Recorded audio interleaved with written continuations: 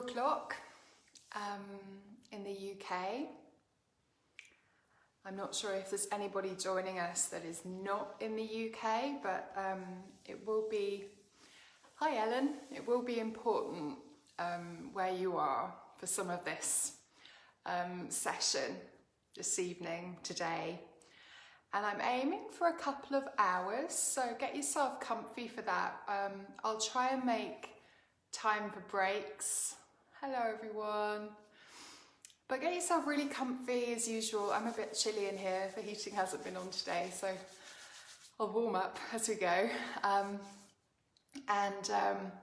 think I'm going to disorient myself a little bit because I've had to flip the screen so that you can read what I'm writing. So when I move this way, my picture moves that. Very confusing. Hello everybody. Hello. So things you might want for this session.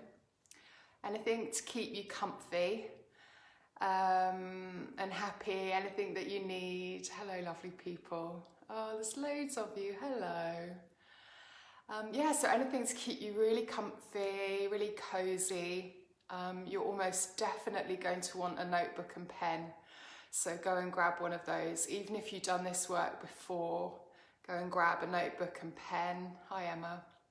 And yeah, there's so much gorgeous remembering to do with this work. So the things to note about this session: it's not going to be a healing session in the way that meditation might look or might have been for you if you joined us for those ones. This is going to be healing in a different way. This is going to be healing in a realizing, feeling, remembering sort of a way. Maybe triggering, hopefully just warming, and everyone that comes back to me after they've done this work, hi Willow, oh lovely. Yeah, everyone that comes back to me after doing this work, the words that I tend to get told are, they go away with a big sense of, oh my goodness, and big aha moments of joining together dots and, you know, weaving things together, big realizations. And when I'm learning this work, and I learn about it all the time, and everything that I'm doing in all sorts of random places makes me go, oh, this needs to go in the sacred cycles work. So I'm joining together all of these different things all the time, and if you've done this work with me before, you'll probably notice that there's more information each time I present this to you and hand this to you. And I said to one of my main teachers on this, and I'll tell you all about them soon, that every time I do this work with her, it's like I've gone to a totally different workshop. It feels like she's presenting something completely new to me every time. So this is something you can do over and over again. This is going to be a fairly short introduction to it. Usually this would be at least a whole day's workshop, but I can totally bring this into 2 hours, easy peasy, and you'll go away feeling hopefully some big realizations, rememberings, those sorts of feelings for you. Yeah, so this pulls together just everything. Hi Martina. Everything that I do, this pulls together. This pulls together my personal healing, and as I've written on the top of the board here, this is what I feel this work gives to me, and I hope gifts to you as well.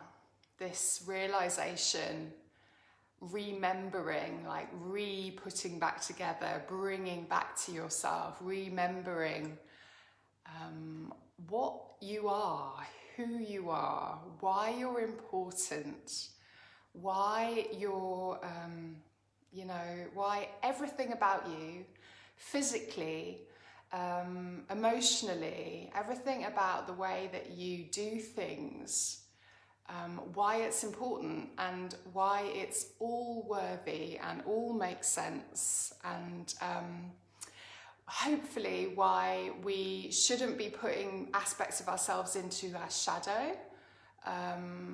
Hopefully there'll be lots of remembering and realising that all of your feelings are completely worthy and completely real, and everything is there for a reason. Those are some of my big takeaways that I always get from this work and that I hope to gift to you. So, okay, so anything that you write in the comments box is seen by everybody. So, oh, bless you. Yeah, feeling emotional. Yeah, great. Me too. Always. And yeah, so everything that you write in this comments box is going to be seen by everybody. So just note how you feel about that, and feel free to share at any point any questions, any realizations, any feelings you're having, anything at all is super, super welcome to be shared in the comments box. Okay, at any point. And if there is a question, I do hope I get around to it. If I don't, feel free to message me at the end or keep asking me, so make sure I notice it. Okay, so things to note. I would love for you to hear what you hear. That is for you to intuit what you intuit.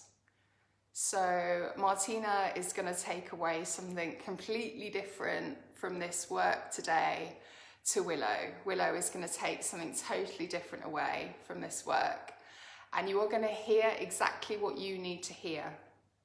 So do not feel like, oh, I've got to get all this down, I've got to write this down, I've got to remember all this, because that's not the point. The point is that you will hear exactly what you need to hear. Might be just one takeaway, and that is what you need. So just listen with the ears of your heart, listen with your intuition, and see what comes for you. Okay. There is no way that you can do this wrong in any way, shape, or form. You will be hearing exactly what you need to hear. Okay?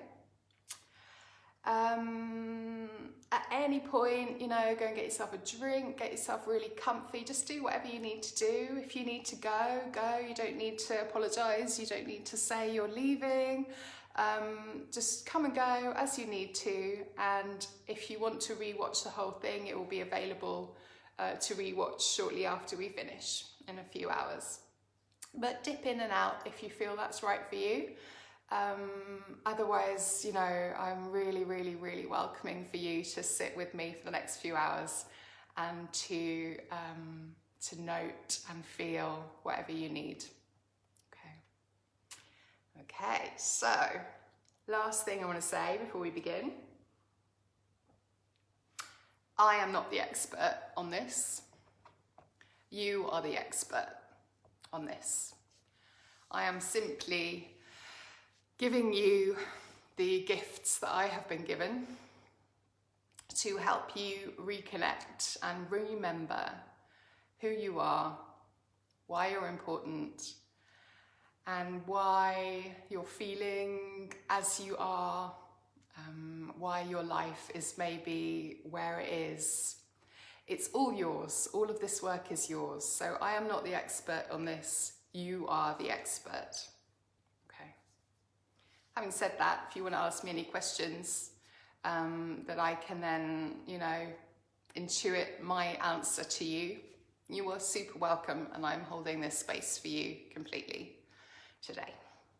Okay.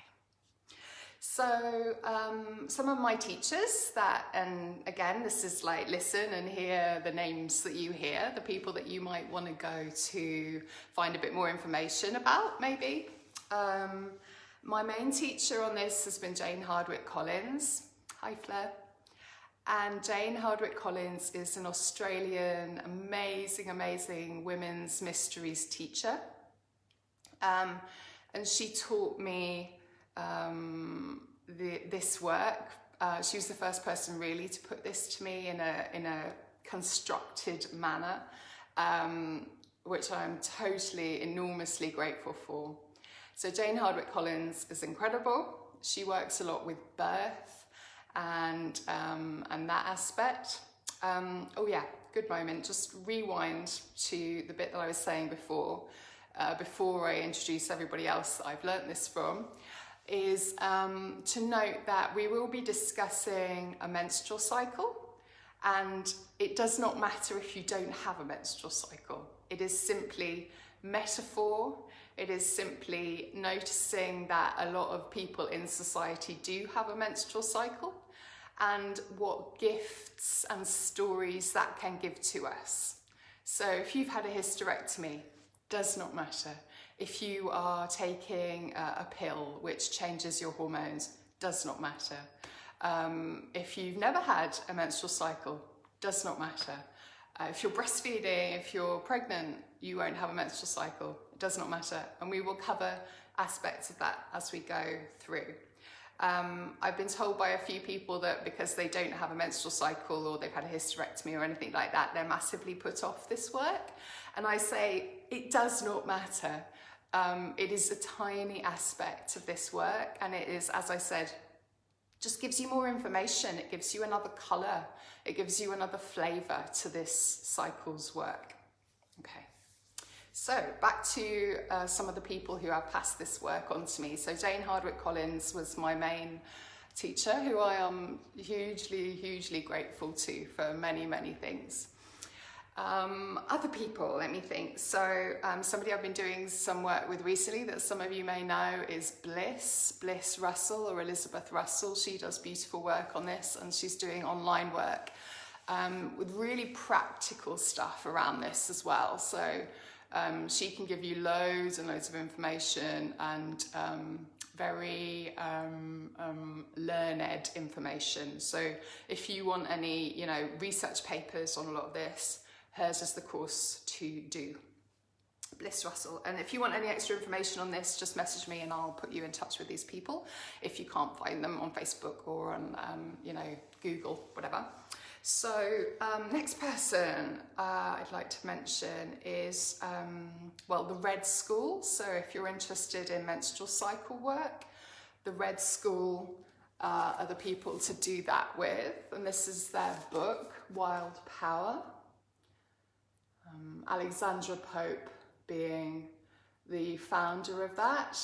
And we're so lucky here. So I'm in Herefordshire, just on the Herefordshire, Shropshire, Worcestershire border, and they're in Malvern, so close to me. And Alexandra Pope, who is the founder of Red School, she is worldwide renowned as the queen of this menstrual cycle work.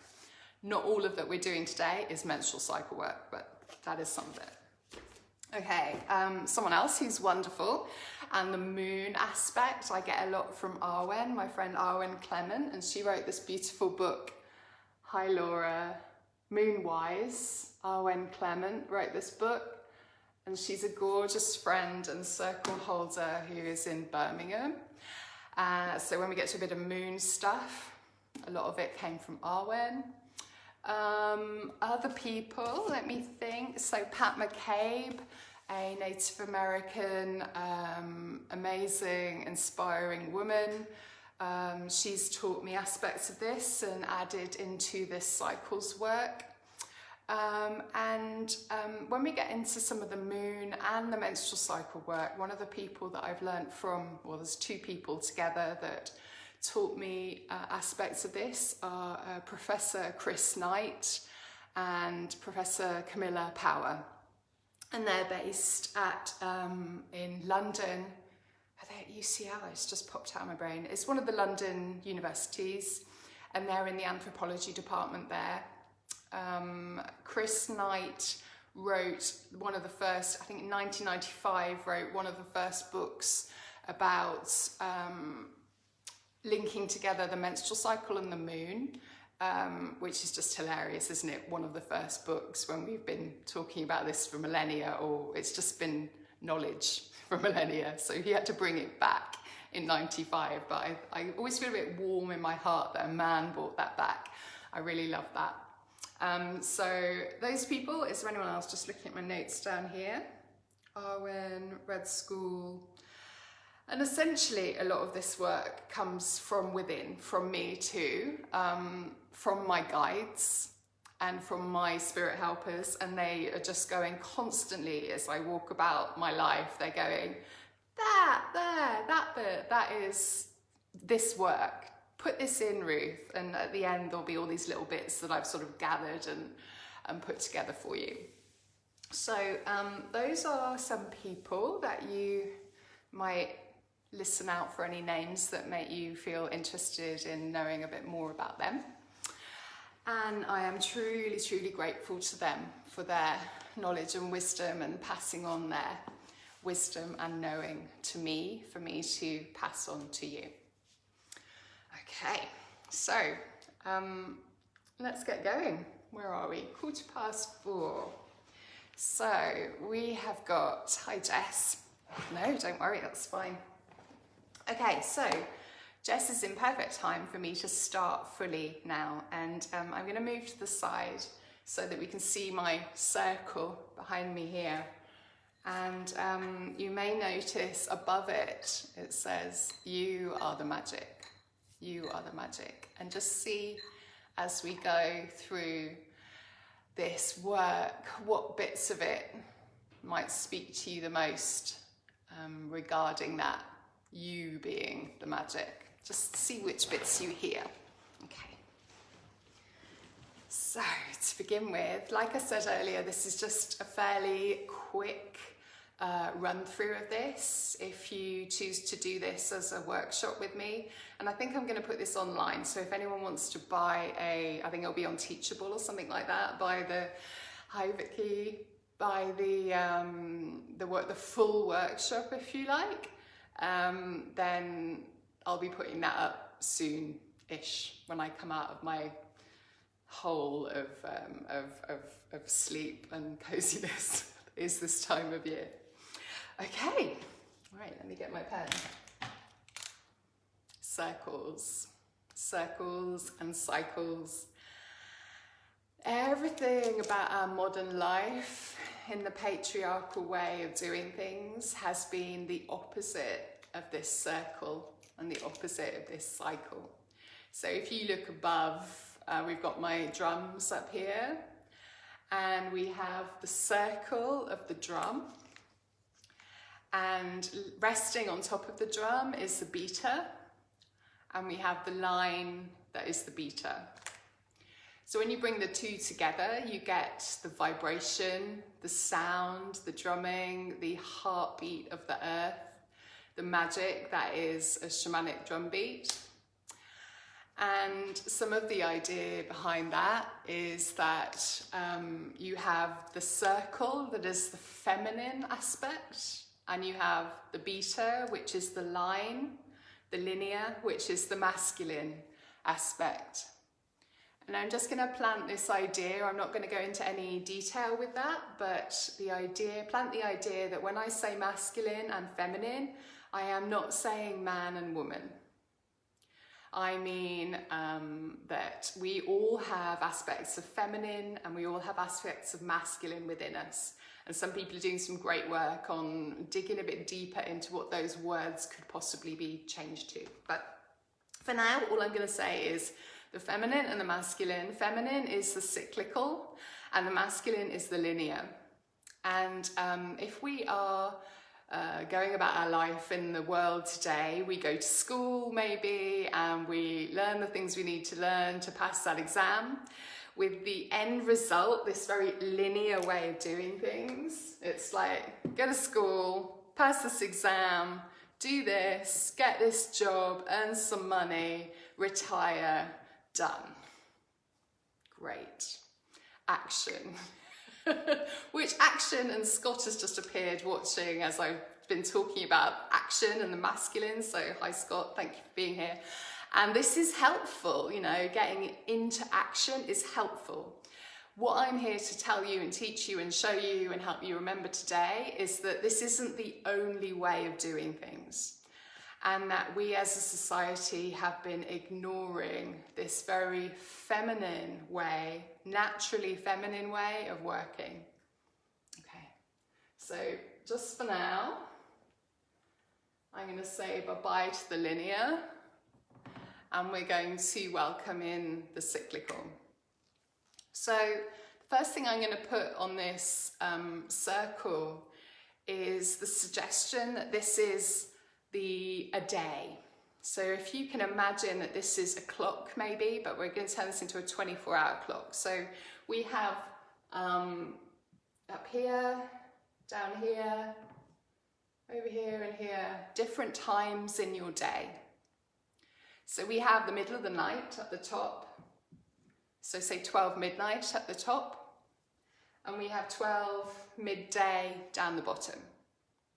So if you just quickly have a little think about how your day goes, and unless you're a night worker, and that has its own implications, this is our sleepy time. This is our time that it is dark outside, and this is the time that we are hopefully resting and at least trying to be asleep. If we struggle with sleep, that is something to notice.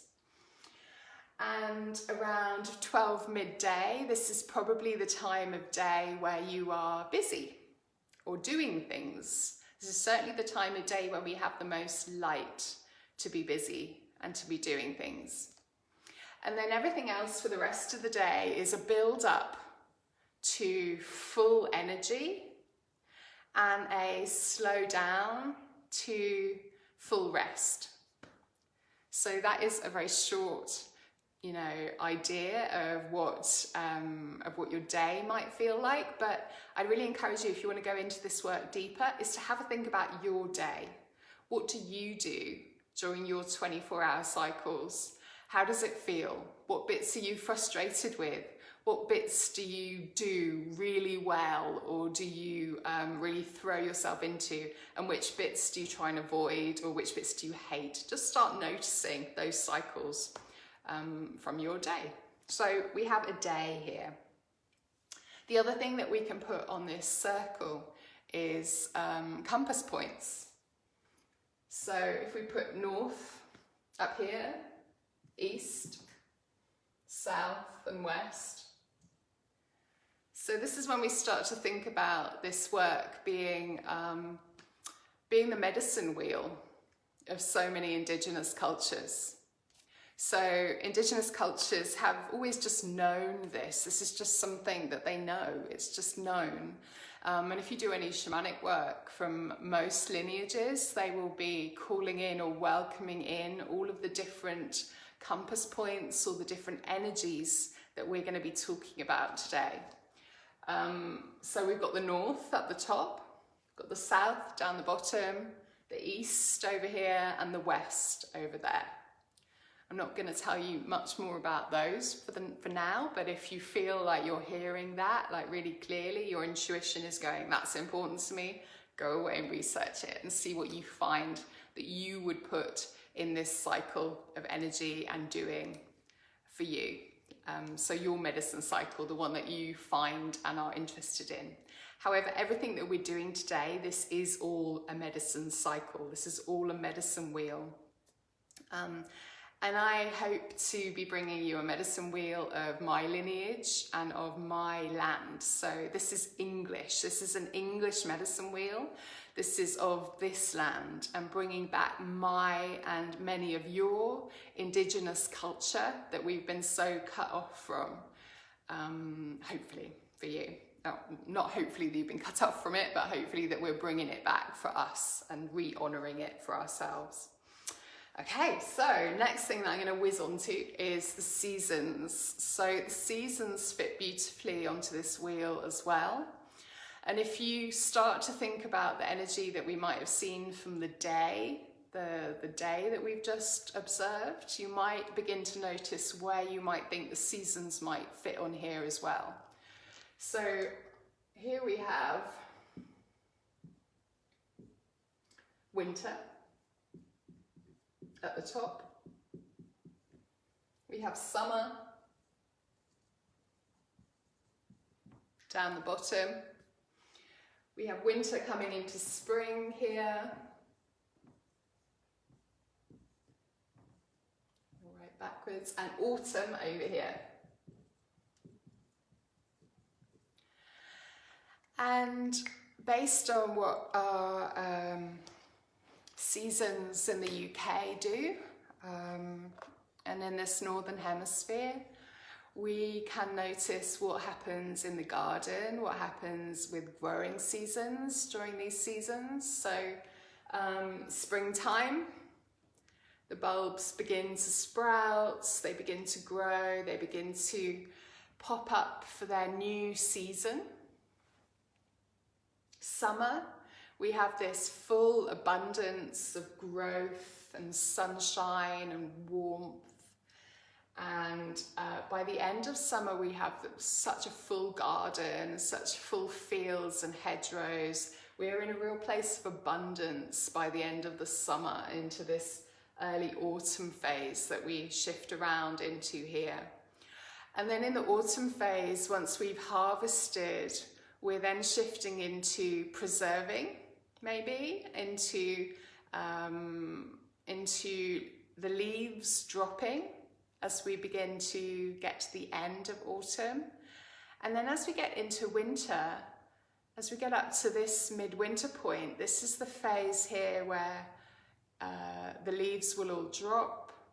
Anything that is above ground will generally lose its colour. We'll drop anything that is for this year only, and it will come down onto the ground, and it will start to sludge and mud up the ground. And from here to early spring, we have this bare space. You know, you can see one of the things that I'm just going to put in here that I've not really thought about with cycles work until this season is you can see where all of the birds' nests are in the trees and bushes at this time of year. So this time of year we're in over here right now, and yeah, you know, you can't see that when we're in full bloom over here. So also noticing with the seasons that this is cold, this is warm, this is cold because we have less light, we have shorter days, and this is warmer because it's the opposite and we have longer days and shorter nights. So just noticing maybe how you feel during those different seasons. Everyone has a favorite different season, you know. So just noticing which ones you really enjoy and how they all make you feel. Okay. What are we doing for time?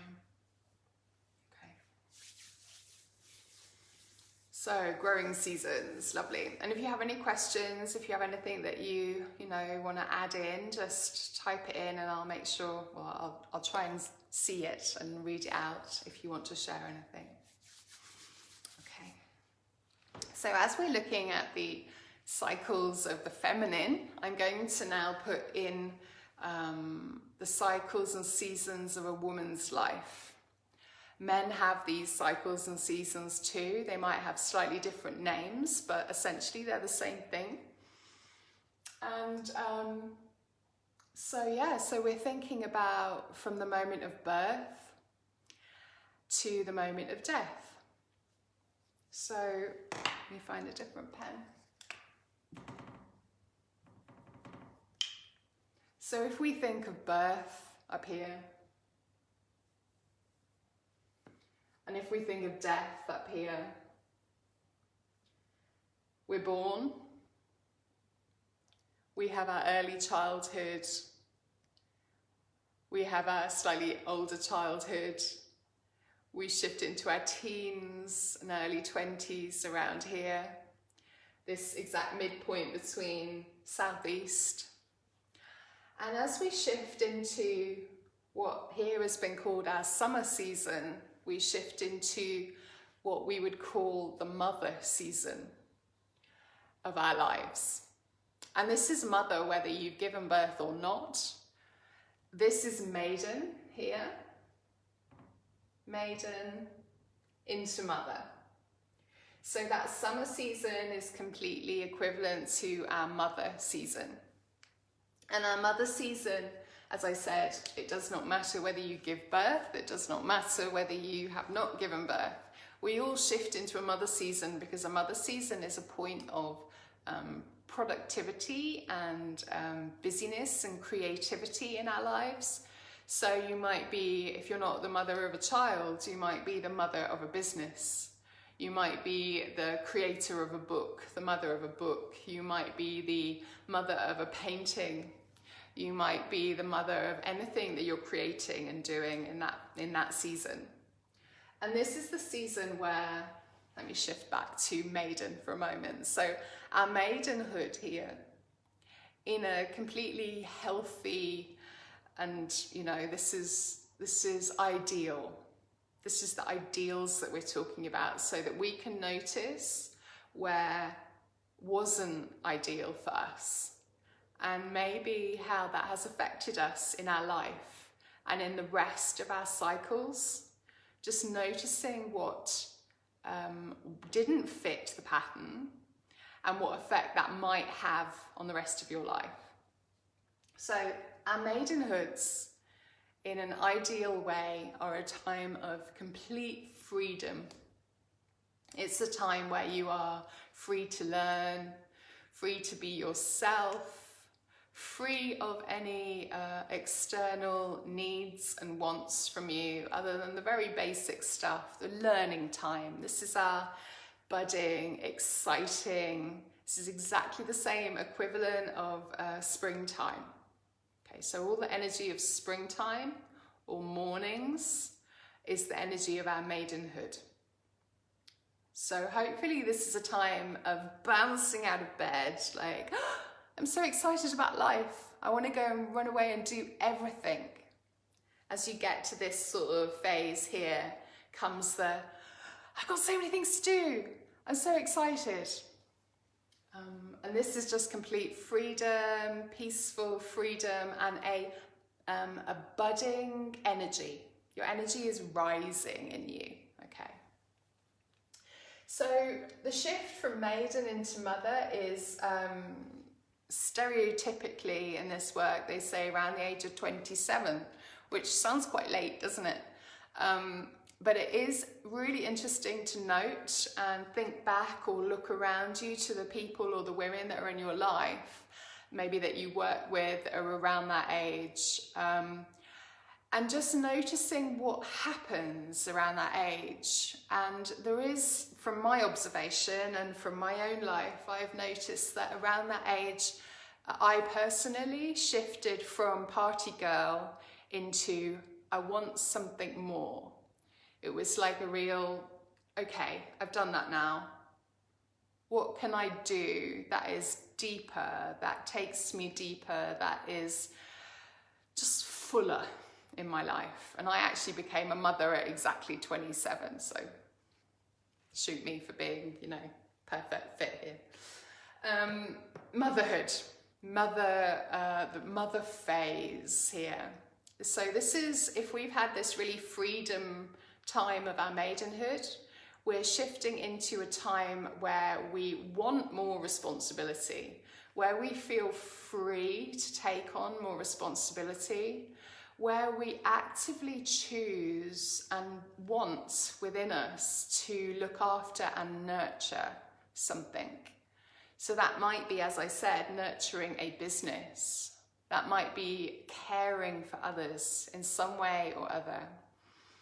And in a really healthy way, if we've been allowed the freedom here, it is a really natural shift into giving. So my personal story with this is, yeah, maybe I did shift in at exactly 27 into motherhood, and but what I discovered as I gave birth was that I had many, many wounds from my childhood that I hadn't faced. And in becoming a mother, I suddenly, despite what I thought I wanted around here, I very suddenly faced the fact that I needed to nurture myself more before I nurtured another. So noticing what happens for you in this phase of life, if you have got here, or if you've gone through this, and noticing what feelings came up for you, what stuff happened for you, noticing what stuff happened for you in your maidenhood, in your childhood, just noticing. Motherhood, full blooming blossom, full giving, full nurturing, full creation, blossoming, blooming. And then as we shift into the next phase, we're shifting into, did I write these down? No, I didn't. Let me see. So, maidenhood. And the maiden is in exactly the same phase as the spring here. And then we have mother.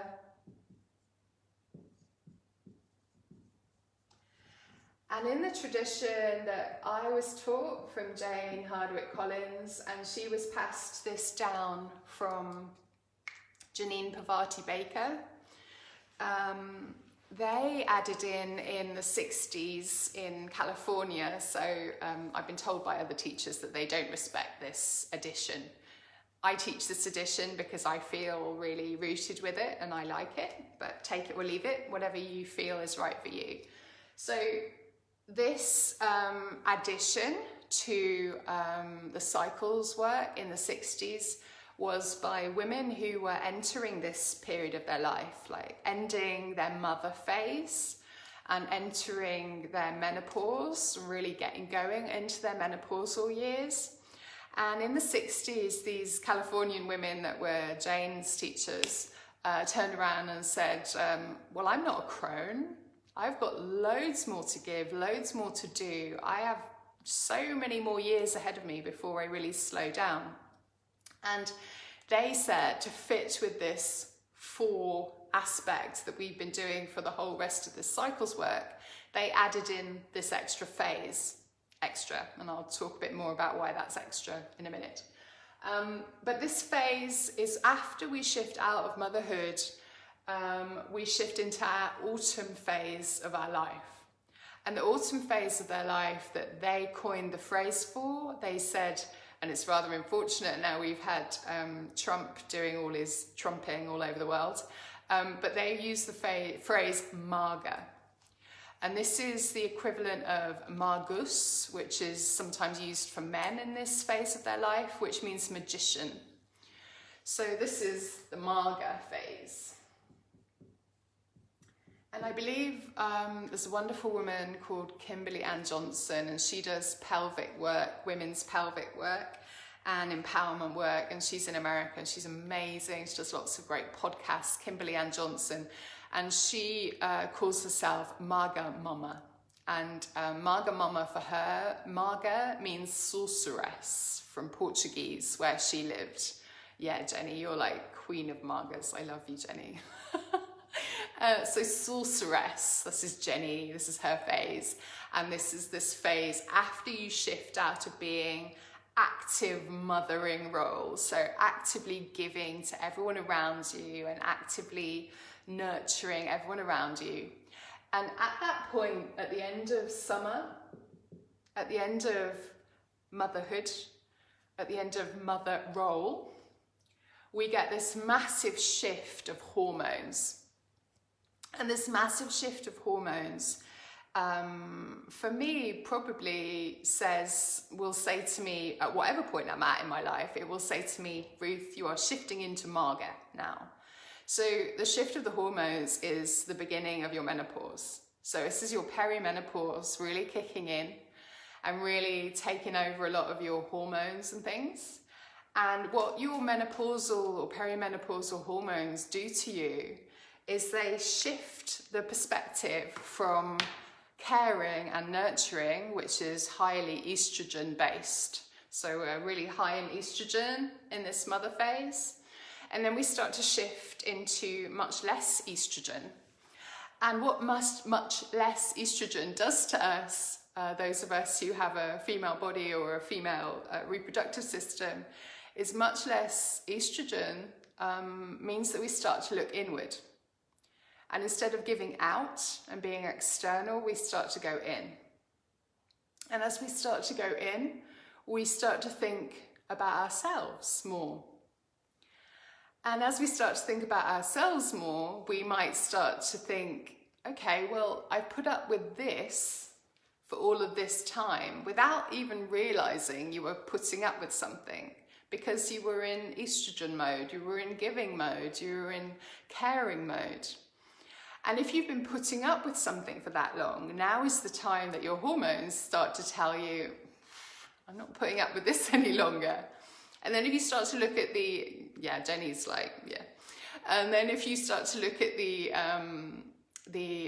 numbers of what happens to women and to families at this phase of your life, this is when all the divorces kick in.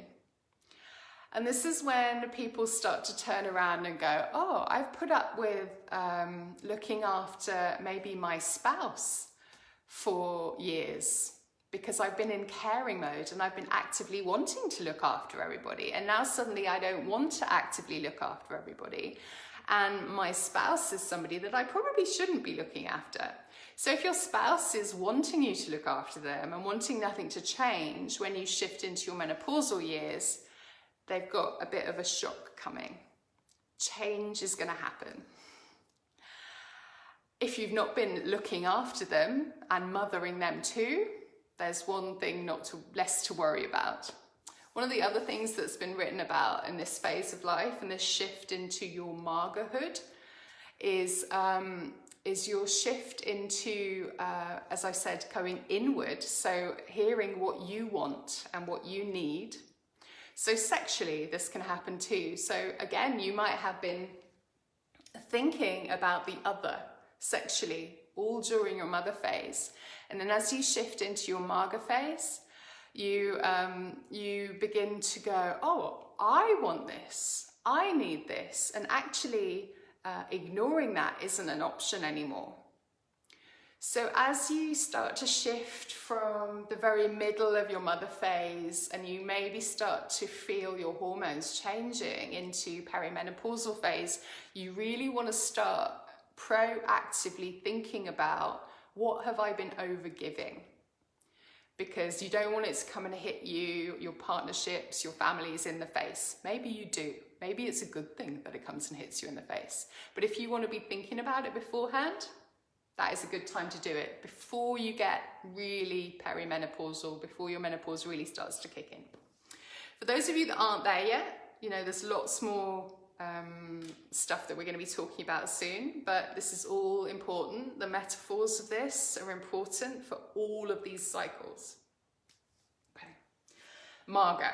So as you shift further into Marga and you go directly through your menopause, you are shifting deeper inward, deeper into me. What do I want? What do I need in my life? So this is a phase of power. This is a phase of coming back to yourself, coming back into yourself.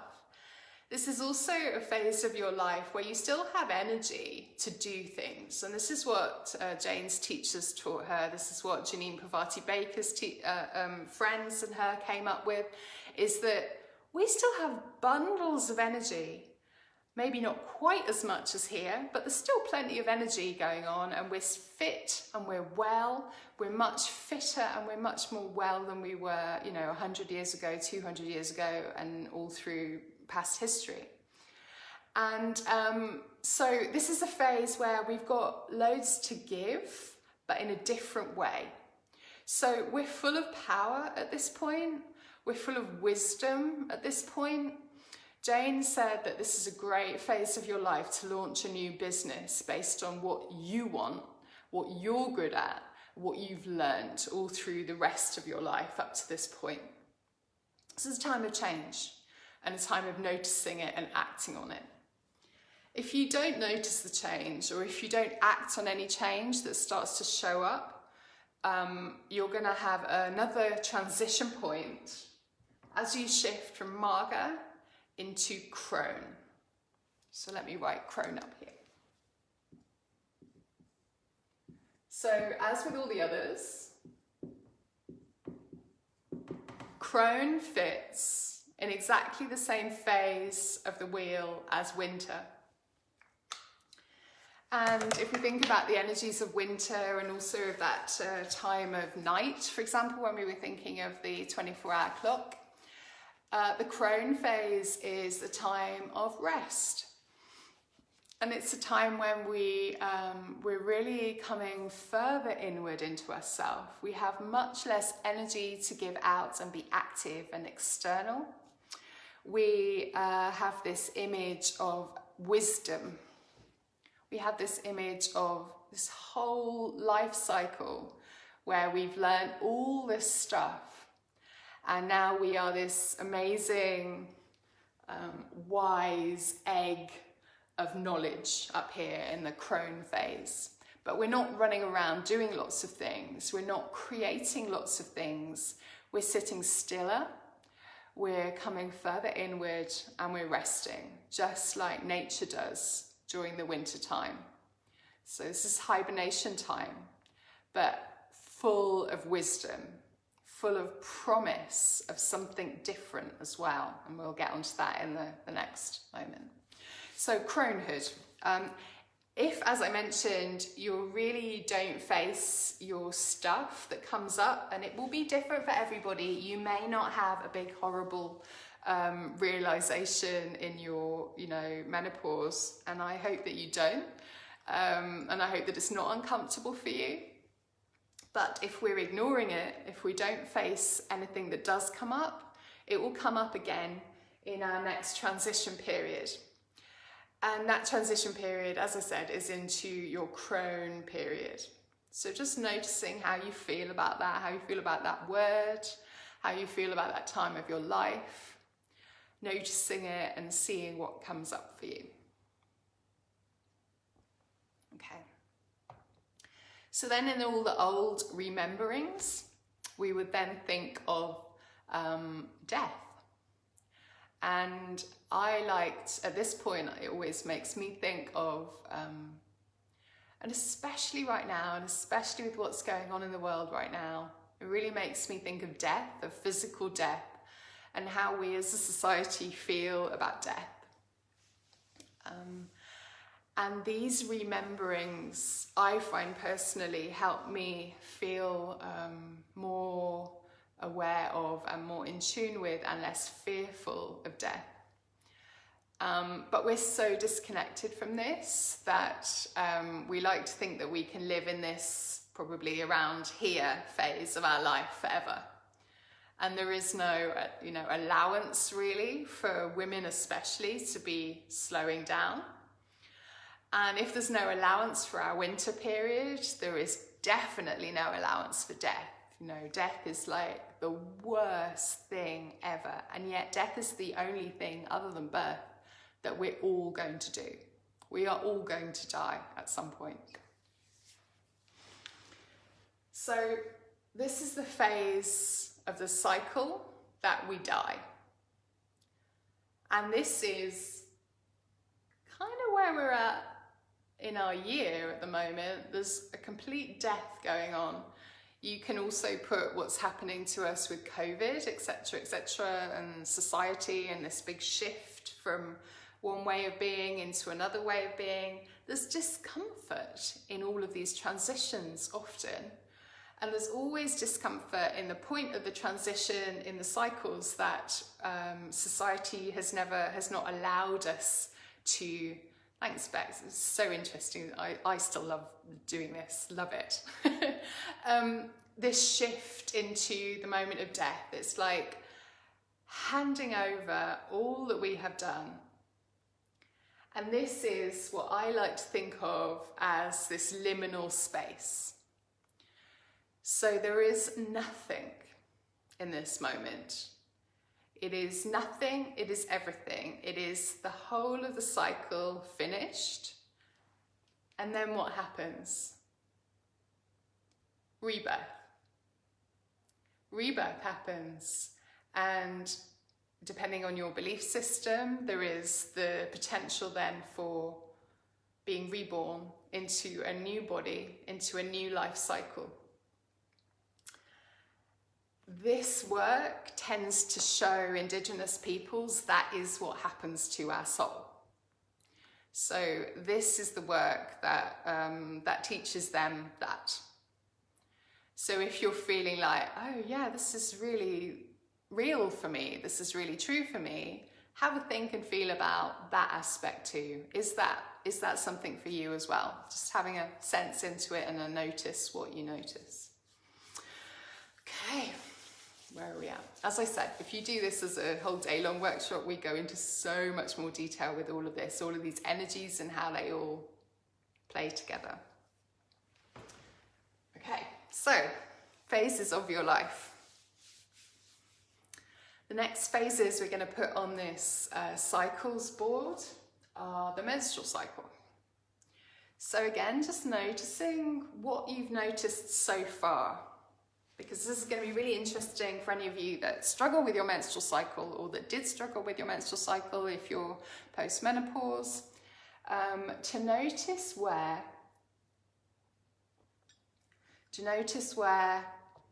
stuff shows up for you in these cycles, and to notice the patterns of those. So if, for example, you've noticed this happens to us. Oh, thanks, Bronya. Bronya says the day-long workshop's really good. Thanks. Thank you. This part of the phase, if your maidenhood, for example, has shown up for you and you've realised, oh, well, no, I was not free. Maybe I was caring for a parent, or maybe, you know, there was stuff going on in my childhood that didn't let me feel free. And maybe that impacted on our motherhood. Maybe that impacted on this phase of our life. And then maybe we're looking over this way and we're thinking, so how can I work there to heal this? Or how can I work here to heal this so it doesn't show up so big in this phase? And what can I heal here? What's showing up for me here? What can I heal and work with and be with so that this is easier and powerful and wise, rather than me hating every moment of this because I can't move about and be active anymore? So just noticing which points are triggering something in you, which points are making you feel warm. And the other thing that I'd like to say at this point is noticing that this is where I come to the realization of all of my feelings are completely welcome, because they're simply teaching me something and they're simply showing me something that is needed.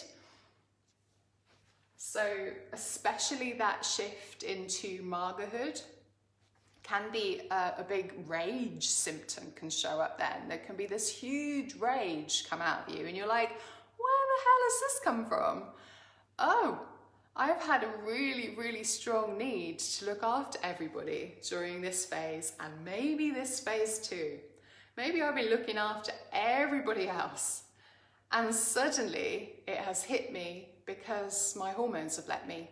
My hormones have let me listen to me. So you might be desperately trying to push away this rage, desperately trying to push it away, when actually what it's trying to show you is, no, you need to listen to yourself. You need to be angry and you need to come back to yourself. What do I need now? Because that is what the seasons are doing. That is what the shift is doing. That is what the hormones are doing.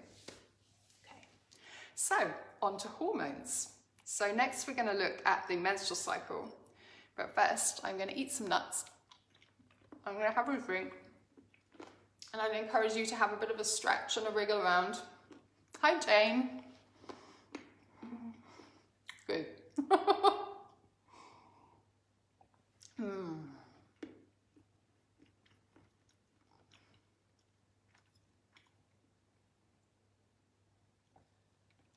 Okay.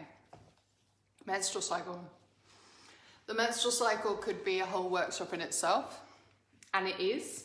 If you go to Wild Power with with Alexandra Pope and Shani, Oh, and Jane just shows up as we shift into the menstrual cycle. Perfect.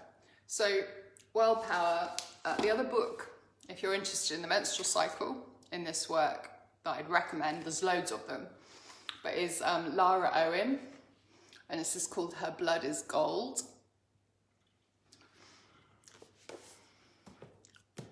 Oh, bless you, Ellen, thank you. This is just stuff that we have been shown and that we should be remembering. It's nothing revelatory, actually, but it feels revelatory when we've been living our whole lives so disconnected from it. We've not been taught it. Like, how with our kids, you know, how as children will we not taught this? And we need to be passing this on just as general knowledge. Give it away, pass it around. Okay, menstrual cycle. Here we go.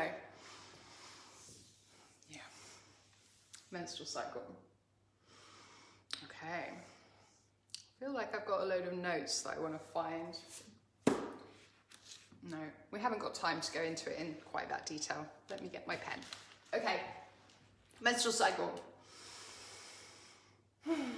So have a think on this wheel of essentially energy. Where is your bleed gonna sit? It's up here. This is your period or your menstrual bleed.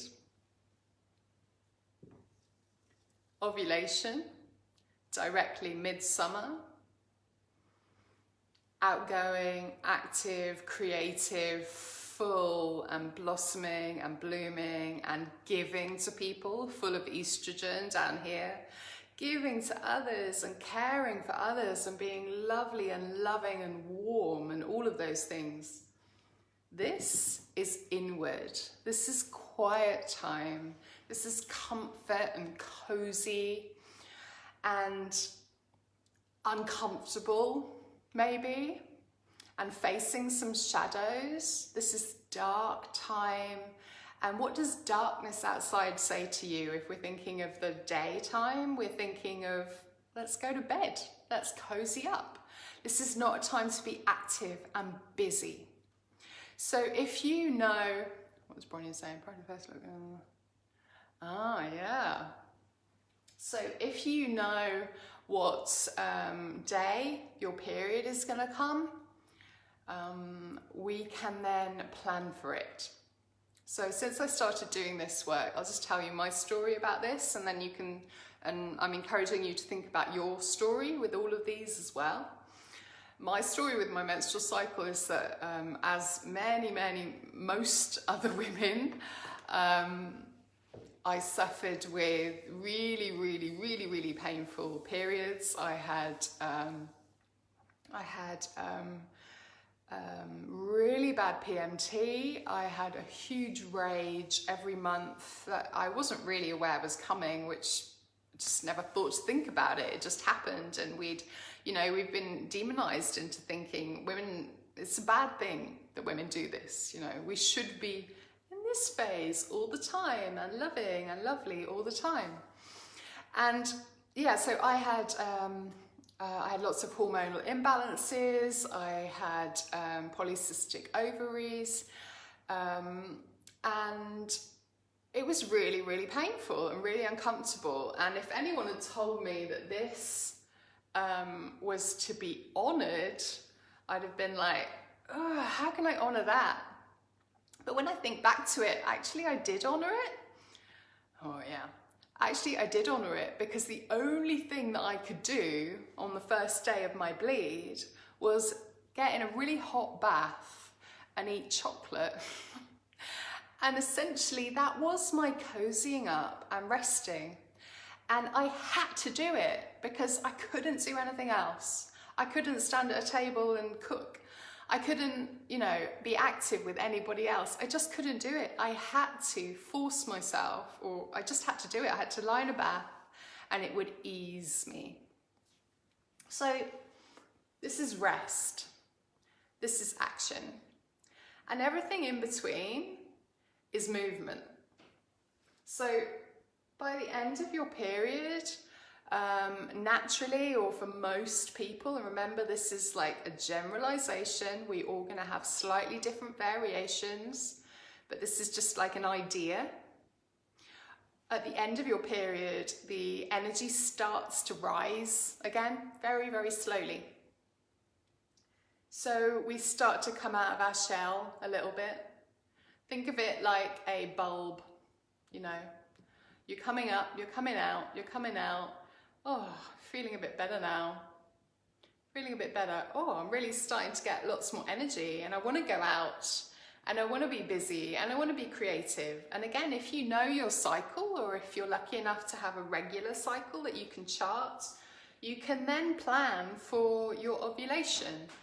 And during your ovulation, if you have rested up here, during your ovulation, you will be full of energy and bouncing. And if you want to plan for a business meeting or something that you need to present, or a wedding or a party, that is the phase of your cycle to plan it for, because that is going to be when you are at your most outward and creative and beautiful. I mean, women when they're ovulating are glowing and gorgeous creatures, because, you know, we've evolved to be beautiful when we are ovulating, so that it makes the other gender come and want us, you know.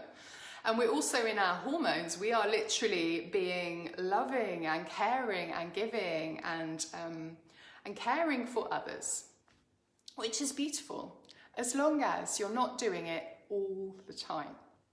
So if you think about all that giving energy down here, gorgeous, lovely, yeah, great, but we can't do it all the time. This rest is gorgeous and nourishing and beautiful, but we don't want to be doing that all the time either. And we need to find this balance, okay? And this is a moment that I'd like to say that because we have never been encouraged to appreciate this phase of the cycle in any of these cycles, we have not, in a capitalist, patriarchal society, we are not encouraged to do this, because a resting woman is not creating, she is not adding to an economy, she is not making more babies, she is not doing. This is not honoured. This is what we're meant to do all the time. So we are taught from day one that we have to keep doing and doing and doing and giving and caretaking all the time. Every bit of the cycle, we have to keep doing those things, because that's what we're taught is useful. It's nice, but it's not useful all the time. So depending what age you're at, so I'm in my mid-30s, and when we get to our mid-30s, if every single month of our menstrual cycle, so I've been ovulating since I was 11, I think, and if every single month between age 11 and 35, I have been ignoring this and trying to do this the whole cycle, you get absolutely exhausted. And what we talked about, that kick into your Marga phase, it starts to show up early.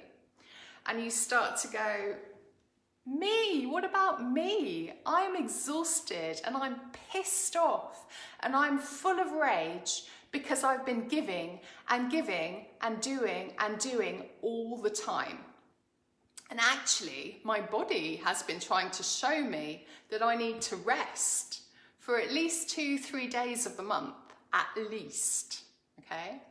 And if you get to, just as an example, my age of 35, and you just suddenly realize, shit, I've not rested when my body has been asking me to rest, because I've not been allowed to, and because I've been taught that's not a good thing to do. I've not rested for, and somebody do the maths for me, you know, you've got 12 months in a year, 12 moons in a year, which we'll come on to in a minute, 12 menstrual cycles in a year if you're regular. 12 of those times between the age of 11 and 35, or whatever age you are, and each one of those months, that's maybe 3 days each month, 2 days maybe, where I haven't rested at all. I've had to go to work, I've had to go to school, I've had to keep doing and doing and doing. All of those days are how long you need to rest now. This is when your body is like, stop, just stop, just stop. And I feel, this is my little input into the COVID situation, I feel nature has just gone, just stop, just stop. We need some peace. We need some rest time. When you have been creating and doing and pumping our air full of all of these fumes constantly, day in and day out, forever, since the Industrial Revolution.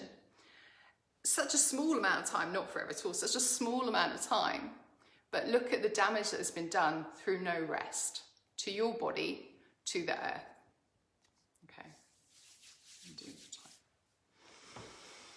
So back to the menstrual cycle. We have this build-up of energy again, building up to full energy down here when we are ovulating. And then we have a slow down of energy down to our menstrual cycle.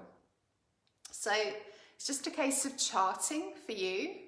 And they tend to say give it 3 months. So get a diary, a journal, or just use your phone or whatever you use. And you begin charting the first day of your bleed. And alongside that, noticing how you're feeling. Just a word will do. And after 3 months of noticing how you feel, alongside where you are in your cycle, you will begin to notice what you need. So if you're tired, here, you need to rest. If you're rageful and angry here, you need to create space for that.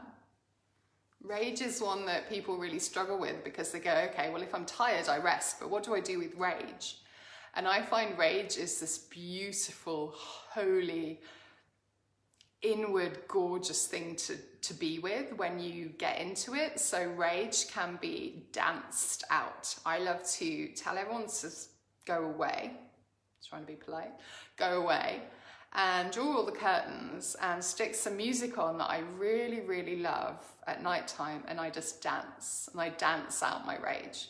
Some people will paint, some people will exercise. Whatever it is that you go with, do it. Don't push it away. It's beautiful, it's amazing. My lovely partner really helped me become aware of just how rageful I was at this point of my cycle every month, and he holds space for me. He knows it's coming, and I remind him as well. And the night before I bleed, he will sit there and listen to me. And he doesn't take it on board. He knows it's not his fault. He knows that I'm not projecting anything onto him.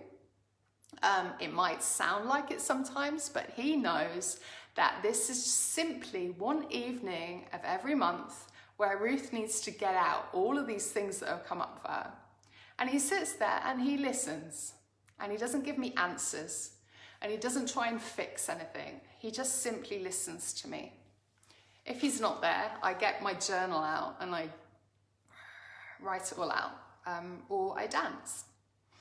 So finding something that is right for you for each phase of your menstrual cycle to help flow with the energy that you have within you.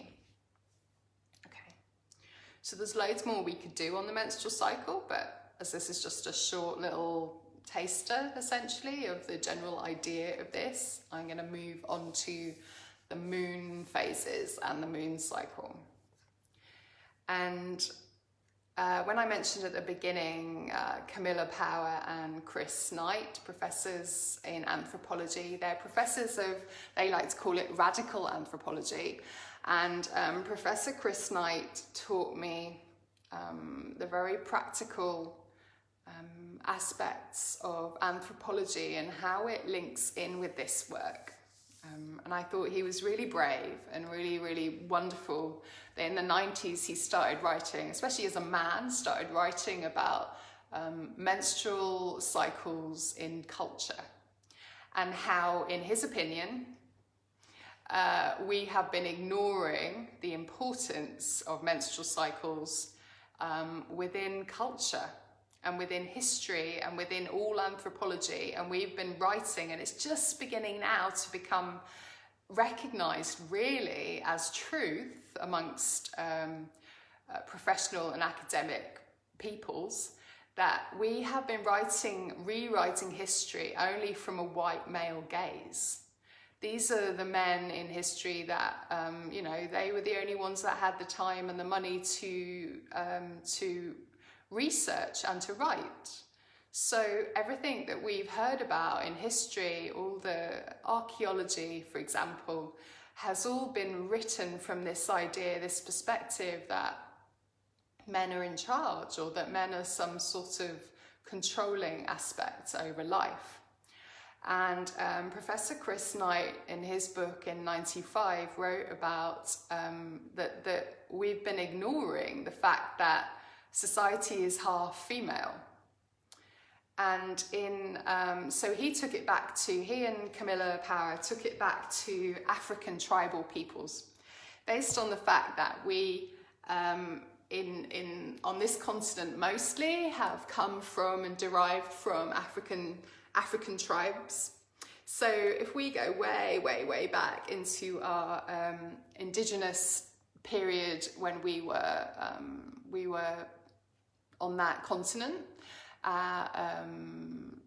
evolution, we've evolved from them. So they went to African tribes peoples who are still living like that today, and they researched how they live. And one of the most striking things that they noticed was that they live according to the moon. And their whole structure of their society is based around two things that are completely entwined in their lives. One is the moon, and one is the menstrual cycles of the women. And they're linked. So one suggestion is that they are linked because of light, and how light changes and affects our hormones. So if you think back to all of these cycles, there's been a lot of mention of light.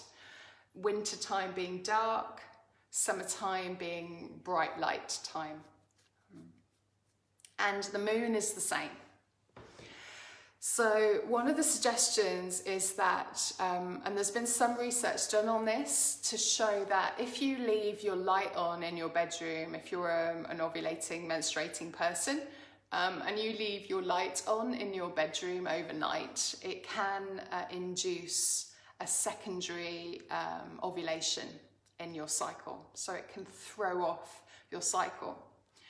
And the anthropology of this, linked in with the science of this, suggests that this is because through the majority of time that humans have been on the planet, we have been under the light of the moon at night time.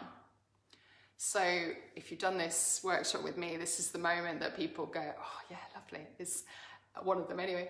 You think of the period of time, sorry, I've flipped the screen, so I'm confusing myself. And what do I have to move to get the screen over here?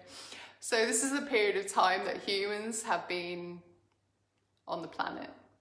And this is the beginning of, say, humans, and all of this period of time up to the very last millisecond of this line, we have lived without electric light. All of that time. So we have evolved to live by the seasons, by how much light is in our day, and thus by how much light there is at night. So if you think about how bright it is outside when it is a full moon or somewhere near a full moon, it's bright enough for you to see. It's almost like daylight, isn't it? It's bright. So peoples in these African cultures, tribal cultures, still today know that when there is a bright light in the sky at night, a full moon, they can continue doing. They just simply have the light to keep working and keep doing and have a party and to be sociable. The other effect of this bright light is, if you think about the scientific stuff that we just mentioned, and I can find you the links to this as well if you want it, is that the full moon will induce ovulation. So we don't live like that. We have electric light. It's going to disconnect us from this maybe original way of our cycles working. I wouldn't get too hooked up in that as a problem, but if you feel like it's important for you to go by candlelight or switch off your lights at night, have a go. I think it's a beautiful practice. So what Chris Knight and Camilla Powell were realising was that the African tribal societies still today are living like this. They know that if half of the people in their tribe, well, it's not half, it's less than that, because many women are pregnant, many women are post-menopausal, but if anyone that has a menstrual cycle is abiding by the same link to the moon cycle, they're also following the moon cycle mostly, but practically it's light, like I mentioned. So we have got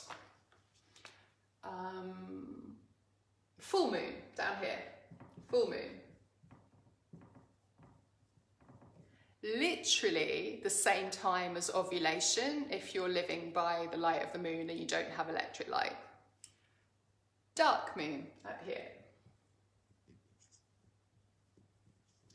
And I use dark moon up here. And if you're interested in the dark moon, this is my Bible. I love it. Mysteries of the Dark Moon by Demetra George. I literally have 4 copies of this, and if anyone's borrowed one, remember to bring it back. This book is my Bible. So I say dark moon because this for me correlates with the bleed, with the menstruation time. It correlates for me with the deep winter time. And this is when the moon is literally invisible in the sky. It is a period of complete darkness, complete peace. And if you are living as your ancestors did, only by the light of the moon at night, we are at a time, it's a time of danger. So Chris Knight said that the peoples that he was researching and being with were saying that on a dark moon, when the night is pitch black, only the women, I'll get to this in a minute, the women are the only people at camp. The women and the older men and the younger boys are the people who stay at camp. And this is because the night is pitch black and predators have much better eyesight than we do, than humans do. So there's a lot more predators out there. Thus, there is a lot more opportunity to hunt. So the hunting men go out over this dark moon phase. They go out and hunt. The women all shelter together and huddle together. They're bleeding, they're menstruating. So they also have this inward aspect going on, this inward power, this time of rest.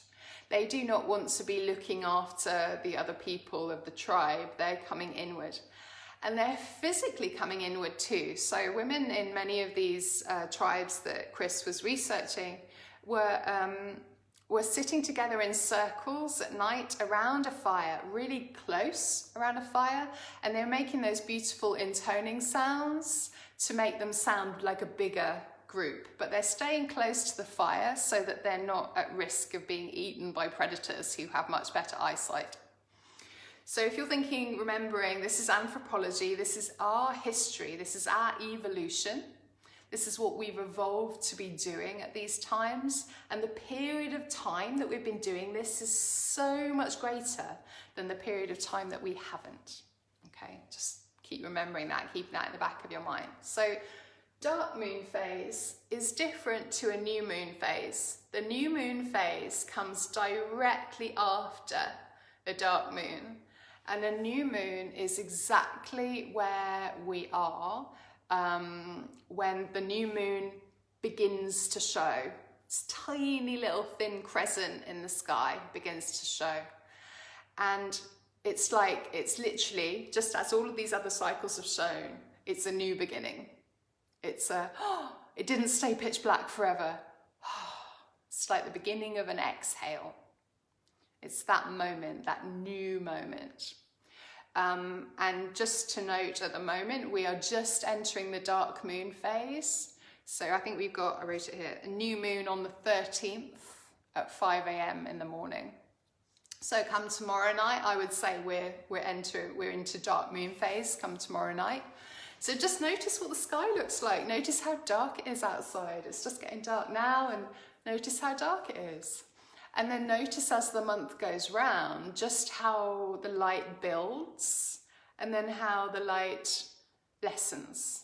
It's this cyclical phase of more and less and more and less. So, dark moon. I use dark moon as a time of rest, exactly the same way as a menstrual cycle shows that when you're bleeding, we need more rest. When we are in the dark moon phase, we are probably at the beginning of it, rageful is what I tend to find with when we start this work. We're full of something that needs to be released. And we're completely inward. We are not taking anyone else's shit. We are not thinking about others, or we hope not to be thinking about others. This is when mothering, especially if you're lone parenting, can be really difficult and really triggering because we need some rest. This is also the time of the month, move my hand, when not to plan a party. Before I knew this stuff, I was a big party animal, and I would throw parties, and that would be the party if I'd put it on around a dark moon that nobody would turn up to, and you'd have no idea why. And everyone would go, oh, I just didn't really feel like it, you know? If you want to throw a party, look at the moon phase and always put it on around a full moon, because we are literally full of that socializing energy at that time of the moon. So I'm just going to pull it back to, is there anything more about Chris Knight's anthropology to share with you? There's lots more I could share with you on that, but I'll leave that for the fuller workshop if anyone ever wants to do more of that. So noticing the link with the moon and the menstrual cycle, and noticing that it's going to be different for us today, because we have a different link up, as I've said, with the light and the moon. Some people's menstrual cycles do fit with the moon. Amazing. When you start to look at the, no, I'll go back to that. It's just literally, and it doesn't matter if you're out of sync with the moon. It does not matter at all. And actually what it can mean, if, for example, you are the other way round, just as a very simple example. So you bleed on full moons and you ovulate on a dark moon. This actually gives you twice the opportunity to do everything, and it evens things out a little bit. So you will have full moon energy while you're bleeding. So for some people it can be uncomfortable. They can be like, I want to party, but I also want to rest and I'm not quite sure where to go. Or for other people, or you can see this as a balancing out of energy. So it's not such an extreme, everyone fuck off, I need to rest. Or it's not such an extreme, party, and then you get exhausted afterwards. So it's just noticing where you are on your cycles. If you don't have a menstrual cycle, the moon cycle is the first primary thing to look at that will affect your energy, but also that you can play with and use. So knowing what you do around a dark moon, knowing what you do around a new moon, knowing what you do around a full moon is just going to simply help you plan your life out, honouring all of the different energies of your cycle.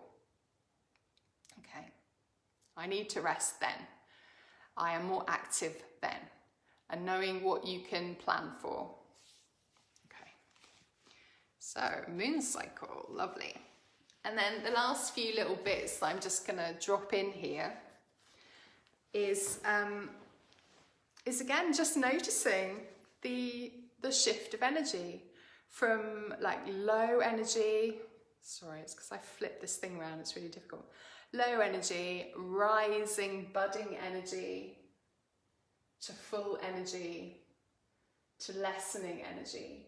So this, for me, and this is something that I have noticed, that I've not necessarily been taught by other people on this, it's just representative of everything in life. It is representative of our breath. This is a full inhale moment. This is the exhale. Completely empty lungs. And the moment that we begin to inhale again.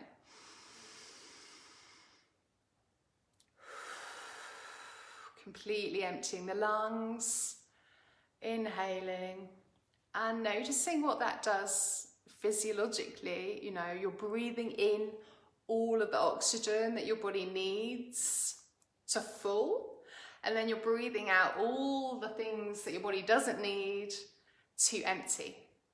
So it's not that one is good and one is bad. It's essential, all of it, to be in balance, to be helpful, to help you survive and thrive.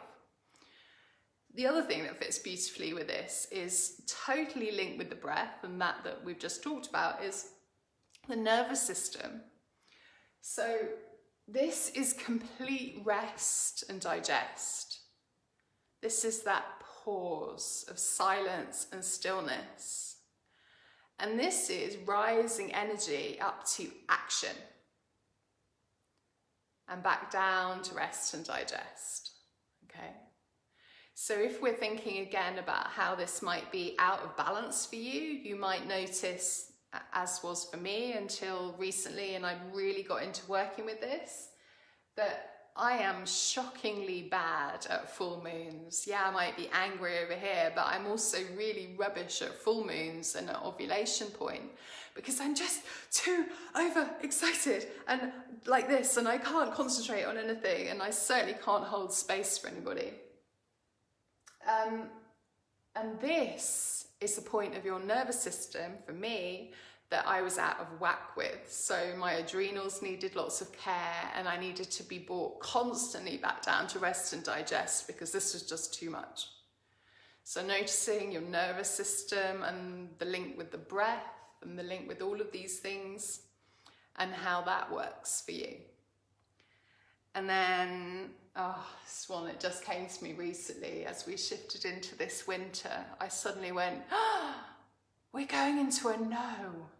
So this, I love to draw this on here because I get so passionate about this one.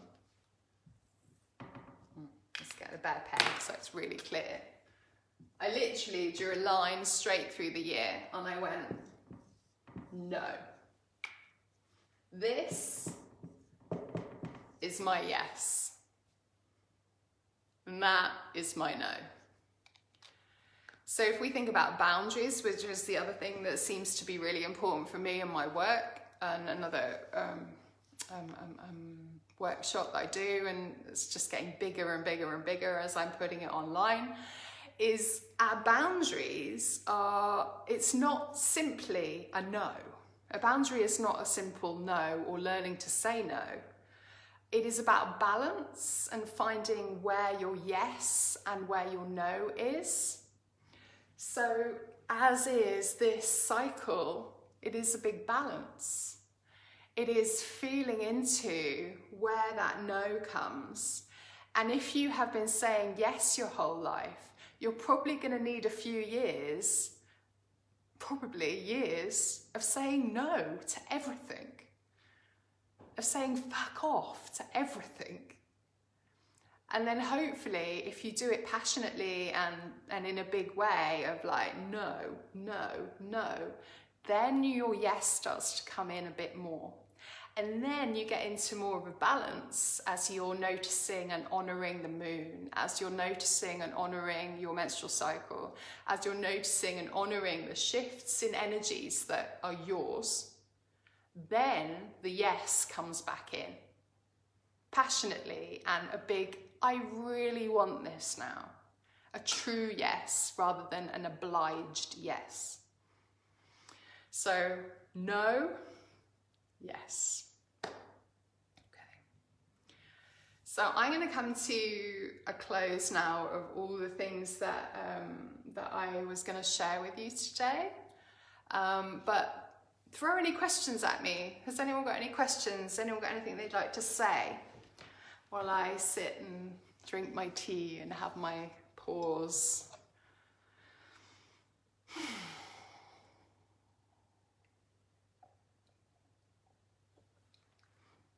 And this is going to be up on, I'm going to press save at the end here, so it will be, you can watch it at any point. Just go into my videos on the Ruth Cato Facebook page. So yeah, and equally, if you have anything that comes up for you with this, just pop me a message.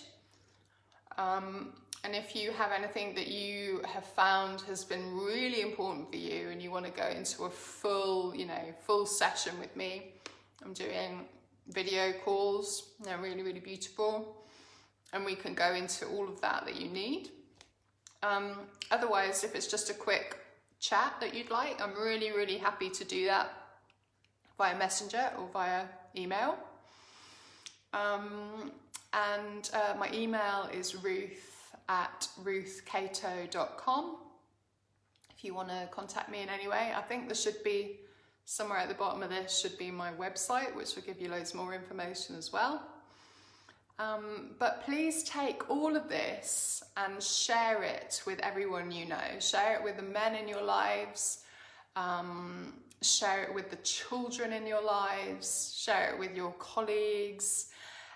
But ultimately, just remember this bit here. So you are the magic. Your body, female bodies are the magic. We are shown the way by our body, by our seasons, by the moon, by nature, and all of these amazing, beautiful links to nature from our bodies. So Willow has just said very, very gorgeously, is there a link to a PayPal that she can donate to for me? And you really don't have to. It's incredibly generous of you. I think my email address is the PayPal address. So if you want to, it's ruth@ruthcato.com on PayPal. But there is absolutely no obligation. And I simply wanted to hand this over to you at a time when we all need something. So, giving you all lots and lots of love. You are so welcome, Ellen. Thank you so much. Just reading a few more.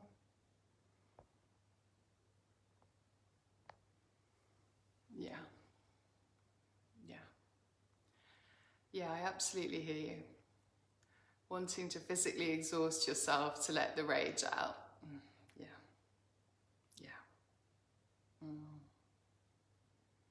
Yeah, hear you completely. So I'm just going to stay here for a short while. If anyone has anything they'd like to say or share, I think there's a bit of a delay on these coming through, so I'm just going to be here for another moment.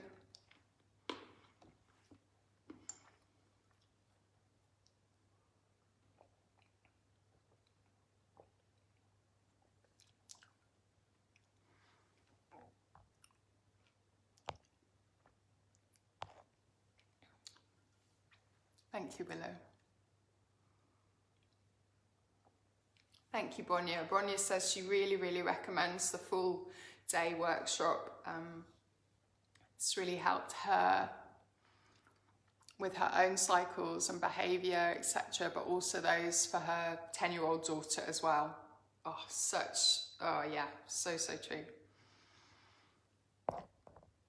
Bex asks, so the day-long workshop that I usually do, I'm going to do it online, and I'm going to do it as a workshop that you can buy and go back to at any point. I think I'm going to put it onto Teachable. Yes, so I'm going to put that up, and if you're on my mailing list, it will come to you when I put it together finally.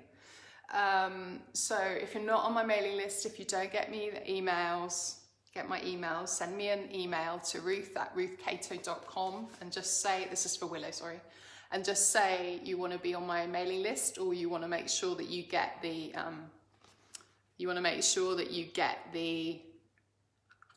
you're welcome, get the course details when it's out. I think there was someone else. Bex asks if there's anywhere to read more about the rage, anger, and finding more about releasing and understanding in relation to cycles. So that book that I just showed Willow again, I really recommend that. And if I'm totally honest with you, I am the only person that I know that works with it, with the rage, the anger. I'm sure there's other people, but I honestly haven't come across it in the way that I work with it fully. So you'd be very welcome to, maybe Bex, I'd recommend doing the full workshop and or having a one-to-one with me. But that book would be really good for you. That book was the book that really massively helped me honour and allow my rage and turn it into something beautiful and amazing. Let's see.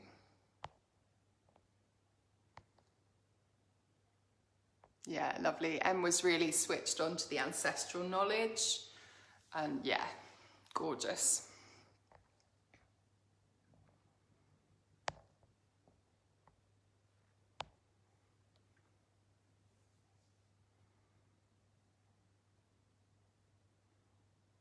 Lovely. So Vicky says she's really keen to do the workshop too and to educate her young daughter. Yeah, they need it, don't they? They need to know that their bodies work and that everything that their bodies show them is important, and honour it, you know, and not to be hiding it or to be embarrassed by it or to be like, you know, we're not allowed to rest, we're not allowed to be angry. All of the cycle is essential. We've got to have all of this balance, haven't we? So important. Okay, so if anyone else has any questions, pop me a message. And oh yeah, do educate yourself. I've got 2 sons, and yeah, we've been talking about periods just as a thing and just as all of their feelings being welcome forever. And yeah, just so good, so good. They're a bit fed up of the moon, to be honest. Laurie, my eldest, walked out once and I went, oh, look at the moon, it's enormous. And he went, oh, not the moon again. But it just means he knows it. So yes. Yeah, so if anyone has any more questions or anything they'd like to share, pop me a message or send me an email to ruth@ruthcato.com. And I am hugely grateful and hugely honoured to be able to share this amazing stuff with you. Sending you lots of love.